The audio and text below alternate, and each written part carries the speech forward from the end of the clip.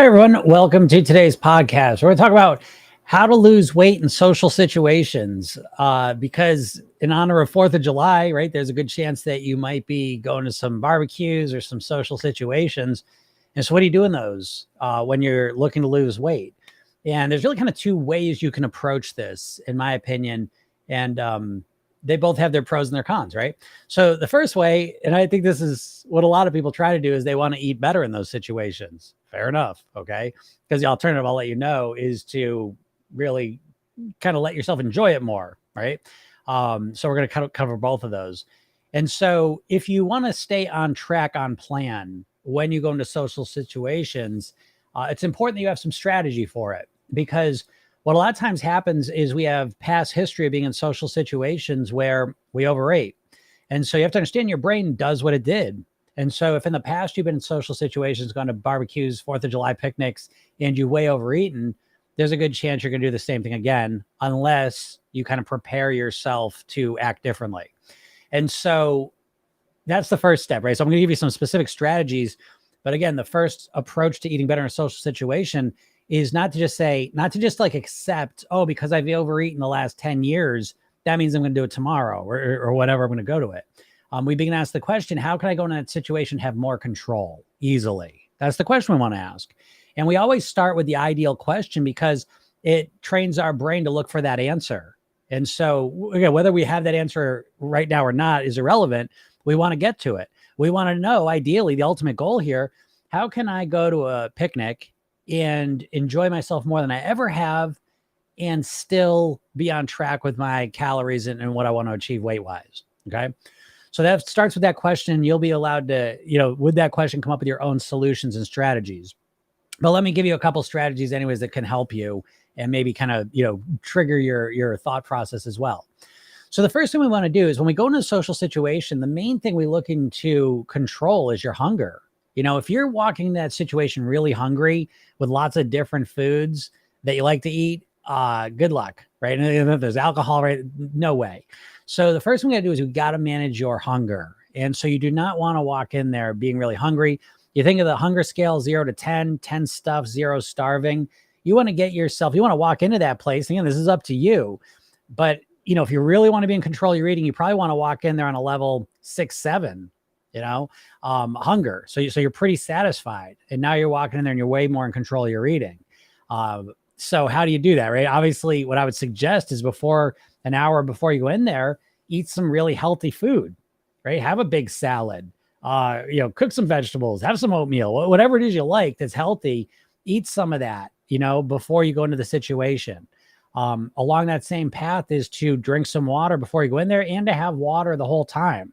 Okay. So intentionally know that you want to drink a couple glasses of water.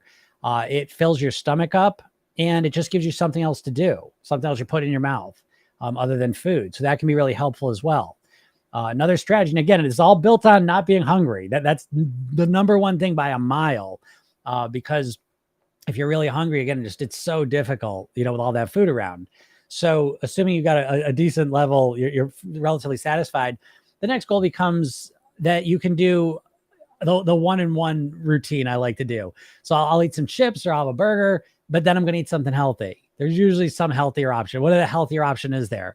So I'll have some of the unhealthy food, but then I'm going to equal it off with something healthy. And then you can do the 1-2, and then I'll have some water as well. And so what you're doing is you're kind of balancing the whole thing out. And this is more comfortable because, again, what we don't want to do is we don't want to walk into that situation saying, oh, I'm going to go on my diet. I'm going to go to this situation. I'm not going to break anything. You go in hungry and then you try not to eat anything. And that's a very ineffective strategy typically. So again, we want to make this manageable, easy, comfortable. And so that's how you do it. So that's if you want to stay on track. Now, the other alternative, and I want to put this out there, is that you have the option of letting this become a pleasure day, right? So what does that mean? When I talk about pleasure eating, we're not just like, go free for all or just like stuff ourselves silly. We're kind of like looking to enjoy ourselves as much as possible. And if you really look at what that means, that doesn't mean eating as much food as you possibly can. It's enjoying the food as much as you possibly can with as little negative consequence following as possible. So we want the most pleasurable experience we can have. And so that does involve eating the food and maybe letting go of the calorie numbers in that moment. But also understand we're not going absolutely wild with things.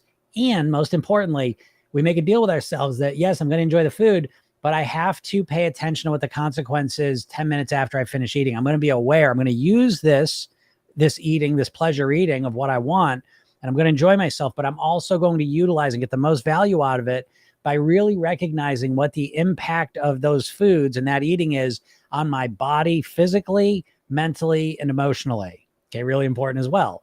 And the philosophy here, again, there's a mindset behind this approach, which is that when we want to lose weight, sometimes we just get in this all or nothing mentality. But a longer term strategy is to realize that really what we're after here is the ability to eat the foods we really love at the weight and in the body we want to live in. And the way you do that is by changing, obviously, the way you're consuming food regularly. But part of it is really, really making the primary focus of your weight loss pleasure-based eating. Again, we're doing it less. In the program self-denial, we have the 5-2 model, right? 5 days clean eating, 2 days of pleasure. But you can, if all of a sudden the 4th of July is happening, you're going to a picnic, that can become a pleasure day. And strategically, that is there because we're telling our mind we can lose weight and enjoy our favorite foods. Again, we're going to compress that pleasurable eating to a couple days or a day or whatever. But we're still always going to have it. And that's very important. And so that makes it easier a lot of times to kind of get this deal with ourselves, this agreement that I'll have the pleasure eating days and I will eat and I will enjoy myself guilt-free. I'll really enjoy the food, but then I will get back on track and I will eat clean. And again, the ultimate goal getting to be that I'm going to be able to eat that way and live at my goal weight. And so we send a much more compelling message to our subconscious mind that the ultimate goal here is, again, to eat the foods we love the most and enjoy more than we ever have because we're eating them in a healthy body at our natural weight, feeling really good about ourselves. Okay. So you got 2 strategies to use. And, if you decide to go in, I'll give us one third one. If you tend to go in there and you say you want to stay in control, and you end up totally just, eating everything, in sight. Again, utilize that and connect to the feeling afterwards. What's the consequence of eating that way? How does it feel afterwards, mentally, emotionally, physically? What's the internal dialogue? What are you saying to yourself? How do you feel physically and emotionally? Okay. So utilize, if you do end up overeating, it's not the end of the world. Just learn from it and connect to that feeling at the end of it. And then just restart, as quickly as you can. Okay. So I hope all this helps you out. If you do have any picnics or social things you're going to, have a great time. If anyone has any questions, feel free to ask. I will do my best to answer them. Amara, shame is the biggest thing that hold me back from eating in front of others. Okay. Yeah. I get that. It's that happens a lot. I mean, it's like that sometimes, that's such a classic thing. Someone who's overweight, they won't eat in social situations. And then people say, well, I don't understand, like they never eat. I never see them eat, and then people that are at their goal weight, they're in social situations eating everything. So I don't understand. They eat everything and they never lose weight. But it's like, you'll see me like I'll be at a picnic tomorrow, at a party tomorrow, and I'll be eating. And I'm like, geez, how does he stay so thin? Well, because that one day doesn't mean shit. That one day is one day. What I'm focused on is the majority of the days, and so it's important to understand that. But yeah, I get it. I mean, yeah, shame when you feel bad about your weight and other people around, you don't want to eat. But again, like what I just kind of finished off on is we really want to get out of that. We want to get out of the shame cycle and get it to a place where you can, like, again, hear what I'm saying. This is such a weird way to approach weight loss, but it's like, you want to lose weight. And I know that, but we want to add more motivation to it. And one of the motivations you can add that can be very compelling is that I want to get the most enjoyment out of food I can possibly get. See, you're always trying to restrict that, right? I can't enjoy the food as much. I got to lose weight. I got deprivation. But I say flip that around. If you make the main focus for you, I want to enjoy the food as much as I possibly can. And you really think about that, because how do you enjoy the food more than see? People look at me and they say, oh, you don't even enjoy food. I could never live like that. It's boring. And I don't agree with that, because I eat stuff that I like. I'll eat ice cream, cookies, cakes. I eat all the stuff. But when I eat it, there is not a shred of guilt, shame, frustration with myself. There's none of that, because I've mastered all this, so I know I can eat this and 100% enjoy it and know that I'll be right back on track. It's not going to affect my weight. It's not going to affect how I feel. And to me, that's the highest level. That's the most pleasure you can get out of food. So I don't know, buy into that or don't, but that's what I think. So I feel bad for that, Mara. I don't like, it sucks when you feel that way, and so use that shame I'd let go of it. You know what I mean? As best you can. I can't get into all the details of how to do that now, but let that be part of your weight loss goal, to not feel ashamed. And again, it's important I will tell you this, that when we want to say we feel shame about our weight, it's important that we don't frame the goal as, I want to stop feeling ashamed of myself. That's a fine place to start, but your subconscious mind does not understand negatives. And so it's important that you find the opposite of that word, right? So for you, and again, you have to figure out what that word is for you, but instead of shame, what's the opposite of shame? I mean, there's love, right? I'm kind of curious. It's a antonym of shame. The opposite. Approval, respect, pride, esteem. Yeah. So esteem. So that's what I mean, though. It's like, you don't want to. It's a fine place to start. I don't want to feel ashamed of my body anymore. Fine. That's a fine place to start. But you do not want the whole time of your weight loss journey being, I don't want to feel ashamed of my body. I don't want to feel ashamed of my body, because your subconscious mind doesn't understand that. If I tell you don't think about a banana, what you thinking about? You see? So you think, I don't want to feel ashamed of my body. You're tapping into that feeling. And so I'd much rather say, I want to be proud of my body. I want to feel pride about my body. I want to feel, comfortable and respect for my body, whatever words resonate with you most, but make it about what you want to feel and let that be part of the motivation for you. Hey, Miss Independent, how you doing? Steve says you're gonna to Taco Bell. I don't know what that means. Ciara, can I eat a lox and bagel? Can I eat a lox bagel right now? Probably. If you got teeth, I suppose. Proud. Yeah, proud joy. Yep. Yeah, sure. Yeah, proud. You got a shot. I have to never look up antonyms. Yeah, pride, right? Pride's a good one. So that's such an important piece. That I always get into that in terms of motivation. Dieters typically are really shitty at motivating themselves, to lose weight and get themselves inspired, which is usually the first challenge people have. But a lot of it comes down to the words you use and what you're literally moving towards. Because a lot of people's weight loss goal, like technically, is them not wanting to be whatever, not wanting to be overweight, not wanting to be an overeat, not want to feel ashamed. It's all about what you don't want. I got to stop eating ice cream. I got to stop eating cookies. It's all about what you have to stop doing and don't want to be. And your mind is not designed to get really motivated by not having stuff. Like it doesn't work that way. So your mind is much more motivated by having things. I want to be X amount. It's even the weight loss goal. Instead of saying I want to lose X amount of pounds, you say I want to be X amount of pounds, because I want to lose X amount of pounds makes you reference your overweight body. Saying I want to be X amount of pounds makes you imagine yourself at the weight you want to be. And there's a lot more context to that. And so, yeah, the language is so important. I mean, when it comes to, I'm a hypnotist, so I deal with the subconscious mind. The subconscious mind is extremely literal. And so the words you use are very, very important, and they need to be very accurate. And once you start using the right words and the accurate thinking, it makes the whole process a lot easier, makes it go a lot better. So that's always important. But yeah, so I don't know what you're up to. It's a funny day, right? Friday, it's a weird week. I mean, like 4th of July on a Tuesday is strange, right? Because I guess the holiday is literally on Tuesday. So it's kind of a weird one, right? It feels that way to me anyways. And so I hope everyone's having a nice weekend. If you're in the US and you're getting ready to celebrate that. So it's not a time to think about weight loss for most people. But I'm here nonetheless. I'm thinking about it every day. I don't care what day it is. But there's ebbs and flows to the whole thing too. You know what I mean? So I think it's important to honor that. I think the diet mindset is so broken anyways, but I'll see people want to lose weight and it says they're going to go into the holiday part, even if it's just 4th of July, and they're just trying to be so strict.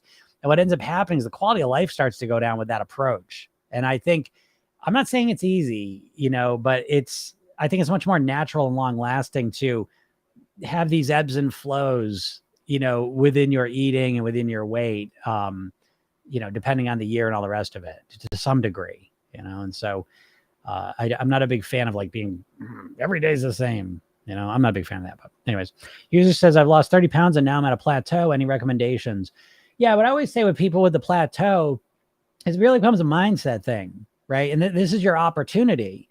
Anytime you hit a plateau, it's an opportunity for you to practice your maintenance, really optimize your maintenance plan. Because again, the goal is not to lose weight, it's to live at your goal weight. And so every time you plateau, it's an opportunity for you to really master your maintenance and what I'm talking about specifically is you really get to reflect on your plan, because what a lot of people do is they trade the pleasure of the food for the pleasure of the scale going down. But at some point, the scale stops going down. And so when you hit a plateau, it's a good opportunity to play with that, because if what you're doing to lose the weight is miserable and the only way you're able to keep it up is because you get to see that scale go down, and as soon as the scale stops going down, you feel like, oh shit, I can't keep this. This sucks. Like that's a red flag. Because again, we're not interested in the weight loss. Because how long are you gonna keep the weight off for? Okay. So at some point you get to that weight and the weight stops coming off and you're at a plateau, right? The ultimate plateau. Think of it that way. But in order to get to that ultimate plateau, you need to get comfortable with the mini plateaus along the way. And again, you don't know when you hit a plateau, it could be your body adjusting. When I hit a plateau, it's like, I want to do the same stuff and I want to do the same thing. And now I'm saying, okay, I'm going to focus on making doing the same thing easier and more comfortable for me. I'm optimizing that. And then I'll do that for a couple of weeks, a month, and then I'll notice what the weight impact was. And, if my body just need to adjust and the weight starts going down, cool. If the weight stays the same, well, now I've been doing the same thing. So now I know even better, well, what can I tweak? The more kind of structured you get, the more comfortable you get with acting that new way. Now you can look at it strategically and say, okay, I'm going to cut some more calories out. I'm going to do this. Okay. So don't worry about plateaus. Again, take it on as an opportunity to practice your maintenance. Is losing the last 10, 20 pounds worth it if it is too hard for me at the moment? That is a very enlightened question, in my opinion.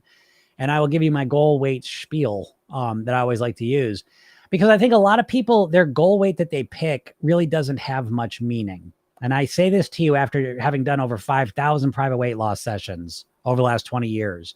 And what I have found consistently, people that have invested tens of thousands of dollars with me, I say, what do you want to weigh? And they give me a number. And I say, why do you want to weigh that? And they go, because that's what I weighed when I was 18. That's what I weighed when I got married. It was like, why'd you pick that? Oh, that's what the BMI chart said, So right off the bat, most people have what the goal weight they're choosing, it doesn't have much meaning to them. It's just kind of some arbitrary number that they just kind of picked, for no real good reason. And that's your first challenge, right? Because having meaning there, having like a good reason does a lot of the heavy lifting. Once you're really, truly congruent and motivated to be at your goal weight, everything else becomes way easier. And you'd be shocked. I mean, I would have never thought this. It's hard to believe that most people's goal weight, they don't believe they can achieve it. They don't really think it's not gonna be that much better. They've been there before. It wasn't that great. And so they're just picking this number that doesn't have much meaning to it, And so what I would suggest in order to get to the best ideal goal weight for yourself is you want to pick the goal weight that gives you the best quality of life. Okay. So we're reframing it. We're giving it more meaning. It's not just about a number on a scale, a size on the tag of your clothes. It's about how you feel, the quality of your life. And now we have to go and say, okay, if it's going to be the quality of my life, well, now we got to take the other side of the equation into account. No one ever does this. A lot of people just pick their weight as if it lives in a vacuum. They just pick a low weight. Now you have to understand that in order to achieve whatever weight you pick, you've got to change your eating and living. You have to live and eat differently in order to achieve that weight. And a lot of people pick a weight that they're not willing to eat and live that way. And you see how this becomes incongruent, right? I'll give you the examples. I say this all the time just to prove the point, because this is the record. I've seen it. It's ridiculous a lot of times. This one I thought was the most ridiculous. I remember I had a client and she goes, I got my goal weight. And I said, okay, when's the last time you weighed that? And she goes, 7th grade. I said, seventh grade? This is a 40-year-old woman. I said, how old were you? She was 12 years old. I said, you want to weigh what you weighed when you were 12 years old? I guess that's the goal, but like, what would you have to do to achieve that? And what she had to do was extreme. And so, you see what I'm saying? So it's like that goal weight was setting her up to have a shitty quality of life. And she's not going to do that. She's not going to have a shitty quality of life. None of us are. Do you understand? The weight in and of itself doesn't make you happy. You're living a life in order to achieve that weight. So there's got to be a balance there. You're looking for the best return on investment, basically. Which weight and way of living and eating gives me the best quality of life? I hope that makes sense. And so that's kind of the background of answering that question. Is losing the last 10 to 20 pounds worth it? Well, that's completely up to you. Because if we're referencing BMI charts, which I think is helpful, when we talk about normal weight and overweight range, they're very similar health wise. When you start getting the obesity range, now we got, health issues that are correlated with that. But normal weight, overweight, that really comes down to your activity level, health wise. Okay. And so then weight wise, it just becomes a preference. And is it worth it? That's up to you. What do you have to do to lose that 10, 20 pounds? Right. And so there's nothing wrong with saying it's not worth it to me. Cause I'll tell you, I did this. I dropped 50 pounds over 30 years ago, and I've maintained that same weight, except for I had one blip about 12 years ago. My son was born. We moved into a new house, redid the whole thing, and run my business, just exhausted, all the rest of it. And I put almost 25 pounds on. And I kind of reflected on things, and I took off 15 pounds of it, but I added 10 pounds to my goal weight. Why? Because in that situation where I was so overextended with other areas of my life, to live at that original goal weight would have lowered my quality of life. It would have taken too much focus, too much energy.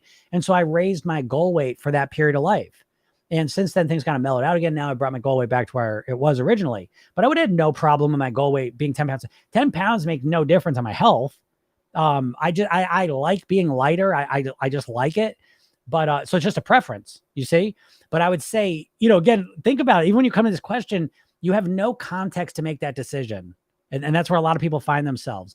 And if you don't really know why you have that goal weight you're choosing, you're just, you know what I mean? You're rowing with one paddle. Like you're at such a disadvantage. You're at such a disadvantage, to be honest. I mean, your mindset's all backwards and all the rest of it. But which reminds me, so listen, if you're not my world, go to my bio and TikTok, click that link and go get your hypnosis session. It's free.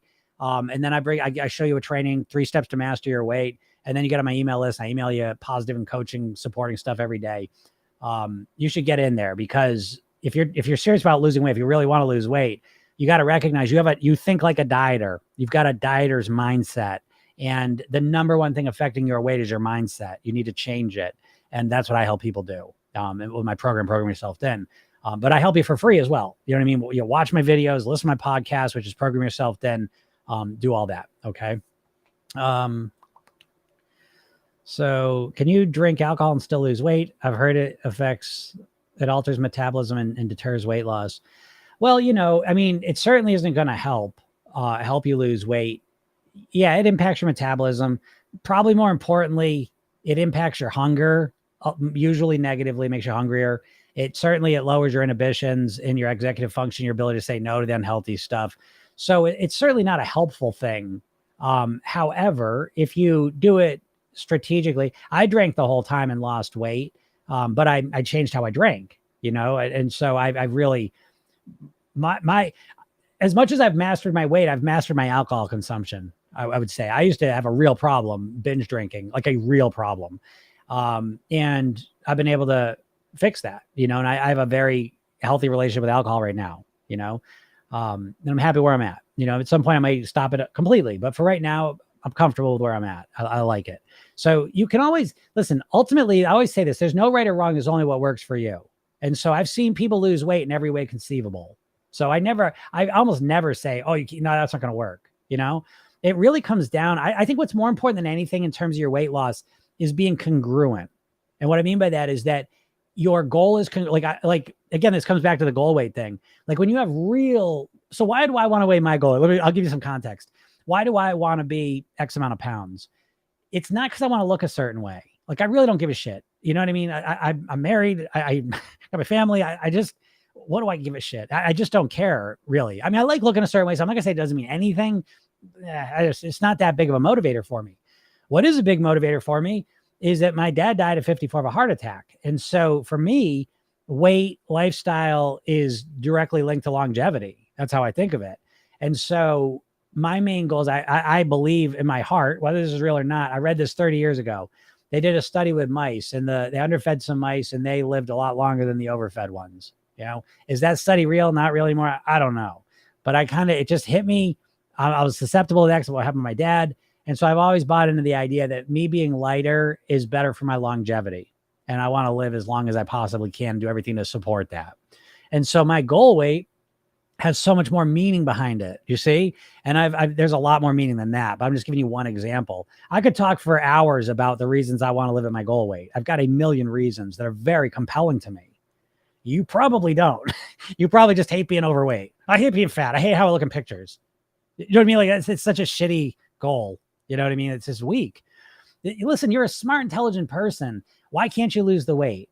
You know, it's not that you can't lose it. It's that you're doing it all ass backwards. You're doing like a dieter. You think all you need is the next plan. Some new diet. This one tells you, no, don't eat for 17 hours. Oh, you don't eat for 14 hours, then you half eat for 3 hours, then you don't eat for 4. You know what I mean? It's always these tactics that come at you and you think it's going to change everything. When in reality, it's always your mindset. It's how you think about yourself primarily. It's how you motivate yourself, how you deal with your habits, how you think, how you deal with your emotions, your maintenance strategies, all this stuff, and then how you're living. And so there's a lot more to it, but yeah. So anyways, that's not probably a very, satisfying answer, Sherry, but it kind of depends. You can do anything you want, kind of, but it doesn't make it easier. Lizzie Grant, how can I choose my goal weight? Yeah, again, just real quick. I don't know if you were here for this, but just choose the weight that gives you the best quality of life, and realize whatever goal weight you pick, you've got to live and eat a certain way to achieve that and maintain it. So take that into account. Don't just pick some, people like with money. I want to be a billionaire. Oh, you want to work that hard? No, but I want to be a billionaire. Okay. And that's what most people like with their weight. I want to weigh this. Are you willing to do all that stuff to do that? No, but I want to weigh this. Well, okay. But I mean, what are we talking about here then? You know what I mean? It's just, and that's why I find a lot of people to be honest, they just keep saying the same number. Oh, that's what I weighed when I was 18. Well, who gives a fuck? You're 50 years old now. And you've tried for 30 years, you've been trying to weigh that again. It doesn't work. Why do you think that's a motivating number? But you know what I mean? Like, reflect on that, folks. It just doesn't make any sense. Like, if you don't feel any motivation, you think something's wrong with you instead of thinking something's wrong with the process you're running. And you are running a process. You don't realize it because you've literally been like programmed by the diets. You've seen millions of diet ads in your life. You think like a dieter. And that is what keeps you stuck more than anything else, more than your metabolism, your hormones, your insulin resistance, all of it is your mindset. So yeah, choose the goal weight that gives you the best quality of life. I'm just starting dieting. Should I get in the scale once a week? I mean, you should probably just stop dieting now. Hey, what's up, Don? Yeah, lunchtime at gym. I love that. Yeah, Kathleen, I'm not trying to be obnoxious, but I mean, I just started dieting. What does that even mean? First of all, if you want to get into this, I'd love to get into this because this is what I mean. Like, listen, humans, we just operate on autopilot. We're subconscious, right? We have a conscious mind, a subconscious mind. The conscious part of your mind is the logical, rational part of your mind. It's where your willpower is. It's a part of you that knows you should lose weight, wants you to lose weight, knows what you should do to lose weight, tries to get you to do it. Your subconscious mind is the part of you that runs all your habitual thoughts, feelings, and behaviors. And the big difference between the two is that your subconscious mind is not logical. Your conscious mind is very logical and rational. If it would be like if you were just purely a conscious mind person, you would be like a robot. You could just type in what you were going to eat. You knew the reasons why, and you would just do it because you knew it was good for you. Right. But every time you go and you try to eat better, what happens? There's some party that compels you to eat the wrong thing. Right. Well, what's going on? Well, that's your subconscious mind. And it's just linked things together. Notice you eat the wrong things at all the same times. All of a sudden 8 o'clock comes and now you think about eating ice cream on the sofa. Oh, it's dinner time. Let's go to McDonald's and, get the thing. So it's like you run in patterns. You have programs there. Our eating is an automated behavior. Like if I asked you, like, you think you know how to write with your hand, you think that, right? Because you can write letters and paragraphs and all the rest of it. But if you know how to write with your hand, why can't you do it with the other hand then? You know how to do it, right? Because you don't know how to write. Your subconscious mind knows how to write. And you just get the hell out of the way. You come up with the thoughts and your hand just writes it out. Okay. Now your eating's the same thing. Your eating is all subconscious. It's all automated. And what you're trying to do when you go on a diet is you're trying to use your conscious mind, your willpower. Now, anatomically, your conscious mind, your prefrontal cortex, it's about 10% of your brain anatomically. Your subconscious mind's 90% of it. And every time you go on a diet, you try and use your conscious willpower to fight against your subconscious programming. And it works for a couple of days or a couple of weeks maybe, and then you can't keep it up. And so what we do in Program Yourself Then is we use your conscious mind to reprogram your subconscious mind. So it automatically does the things that keep you at your goal weight. All right. Just to give you an example, like brushing your teeth. That's a subconscious behavior. It's primarily automated. You don't have to think about it. You just do it. Right. Oh, it's time to go to bed. Oh, let me brush my teeth first. Okay. Time to go to bed. I wake up. Okay. Time to brush my teeth. You don't even think about it. You just do it. And your eating is the same thing. You make over 200 food decisions a day. They're all automated. And so when you go on a diet, all of a sudden you say, okay, now I'm going to make every decision consciously. And you overwhelm yourself and you can't keep it up. So It seems silly to me, but teach their own, right? Because as I know, I'm just so down about myself and need to make lots of changes to feel better. I get that, Kathleen. So I'm glad I'm catching you now, right? So what I would suggest, well, first of all, please go click the link in my bio and get that hypnosis session, because it's a kickstart session. It's built for you to get started, and it's the new thin me. And what it does is it helps you clarify what your goal is. Because right now, notice, right? So this is perfect. This will be a good example for you, Kathleen. Like you're saying, you feel like shit. You feel like shit about yourself in every way. You don't like how you look. You don't like how you feel. You don't like how you're acting. You don't like who you've become. Okay. And so that's what all your mindset's about, is about what you don't like about yourself. And what you're doing is you're trying to run away from that.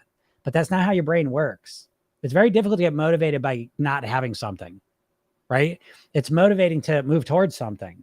And so what I would suggest is in Program Yourself Then, we always take weight loss, we wrap it in personal development, because wanting to lose weight isn't enough. I'm telling you this now, you don't believe me, but what the fuck? I mean, how much you think about losing weight, folks? I mean, think about it all day, every day, constantly. How much weight you losing? Maybe that's not a motivating thought, even though you think it is. You got to stop. Like, again, that's logically it's motivating, but you ain't a logical person. None of us are. The sooner you realize that, the quicker you can start to focus on the part of your brain that's actually controlling your weight, which is your subconscious mind. And your subconscious mind is not logical. If it was, you would just eat the stuff that made you lose weight. But you want to lose weight as much as anything, and then you go and want to eat cookies. What? How's that possible? You know? So anyways, we want to take weight loss, wrap it in personal development. Instead of making this a process of just losing weight, make this a process of becoming the best version of yourself possible. I want to become the best Kathleen possible. Who is that? You don't know. You never think about that. But you see what I mean? Like, you're running away from what you don't like. And that's easy to do because it's right there in your life. You look at the pictures, you look at the scale, you look at the reflection, you look at the clothes. I don't like any of this. So it's easy. It's right there. It's, I don't like that. I don't want to do that. I don't want to do that. It's easy. It is harder to say, who do I want to be? Who's the best Kathleen I can think of? You know? But when you start making it that way, the best Kathleen, she follows through on things. She gets up in the morning, goes for a walk. She drinks more water. She goes to bed a little bit earlier. She makes healthier choices. She takes action when she says she's going to. Again, I'm just making things up, right? But this, can you feel it? Can you feel the difference already? And the secret is we're orienting ourselves to quick results, because the weight takes a while. When you just focus on the weight loss, you're fucked, because weight loss is inconsistent and unpredictable. In the best of situations, I read studies all the time of weight loss studies where they have people in a lab. They're literally controlling every calorie they get, so they lose weight. And you got a bunch of people, they all lose weight at different rates. You know, so fuck those weight loss calendars. Don't believe them. Those calculators, they're not accurate. They're just ballpark ideas. You know what I mean? So if you base your motivation around that scale going down, you're almost guaranteed to lose, you know, because it's always going to go slower than you expected and want it to go. And so it's just a recipe for feeling discouraged. So what we want to do is we want to make this process about becoming a better version of ourselves, where it's not just about the scale going down. It's us saying, holy shit, look at me. I went to bed a little early last night. I woke up. I feel better. I drank some more water. Wow, I feel a little better about myself. Oh, I chose a salad yesterday at lunch. Look at me. That's great. Good job. Good job, Kathleen. Nice job. This is what we're going to do. Nice job. You know what I mean? So it's this inside out approach to weight loss and ultimately weight mastery. And we take our focus just off the scale only. You know, the scale's part of it, but it's just one part of it. And we really focus in on the behaviors, because that's how you can feel amazing instantly. You all of a sudden today start, and again, you know, I mean, I'll just tell you what they are, but in Program Yourself Then, one of the main things we focus on is your lifestyle, because the lifestyle, there's 3 pillars of weight mastery. I put them in a pyramid shape. The mindset's on the bottom. It's the most important one. Then lifestyle, and then the eating habits. Okay. And so you can get your mindset straight first, then the lifestyle, and then the eating. That's kind of how it works best. And so the lifestyle piece is in order of importance: proper sleep, proper hydration, relaxation, breathing, nourishment, movement, meditation, gratitude. You start getting these things into your life on a regular basis. You go to sleep at night, you're proud of yourself. And it's not about the fucking scale going down. It's about you, what you did. Do you see that that distinction is everything, and people miss it because they're just so upset. Oh, I just want the scale to go down. Well, you got to stop that. I want your scale to go down too, but if you just focus on that, you're done. You're done for. I'll give you, like, so there's a story, right? The kid walks into the karate studio and asks the master, how long will it take me to get a black belt if I come in every week? And he goes, it'll take you 5 years. He goes, well, what if I come in twice a week? He goes, it'll take it 10 years. He goes, well, what if I come in every day? He goes, it'll take it 20 years. Right. So what's that mean? Because the more focus we get on the outcome, the less energy we have to work on the actual process of getting good at whatever it is that's going to achieve the outcome. Does that make sense? And so we got to take our attention, all of our attention off that scale going down and put it into the things that we know are going to lead to the weight loss. I hope that makes sense. I know what I'm saying sounds a little fortune cookie almost, like it's just kind of like, what? It's a little obscure, but there's a lot of meaning in there and it's very valuable, because again, I'm getting that back to the mindset piece that's really in control of everything. All right. All right, everyone. So yeah. So hey, Kathleen, you especially go get that hypnosis session. And then once you get it, I will, definitely work on the mindset. But listen, go get the hypnosis session. That's a good kickstart session. It'll get you fired up. But then once you sign up for it, it takes a couple minutes to send it to you. I bring you to a training called the 3 Steps to Master Your Weight. That's the gold. I would definitely watch that if I were you. It's about a half hour, but it'll transform the way you're approaching this whole process. Okay. Because I promise you, you're approaching it ass backwards. Like I promise you, because you're thinking like a dieter. I guarantee it. And you're just going to get the same bullshit results you always get. You got to do something different. And again, watch my TikToks, listen to my podcast, and it'll kind of reveal it. But watch that training because I just lay it all out for you. And it's a different paradigm of weight mastery, right? So right off the bat, it's weight mastery, not weight loss. There's a whole spiel on that, but I'm not getting that. Go watch the training and you'll see it. But all right, everyone, thank you so much for listening. I hope you all have a wonderful weekend if you're celebrating. Remember, go get that hypnosis session if you haven't got it yet. Get My World. My podcast, it's up on all the major podcast platforms. It's Program Yourself Thin. I have a YouTube channel, Jim Katsoulis, TikTok's Jim Katsoulis. And I'll talk to you all soon. Yeah, good luck, Kathleen. I hope to see you somewhere in My World. So, all right, everyone, have a super day and we'll talk soon. Bye.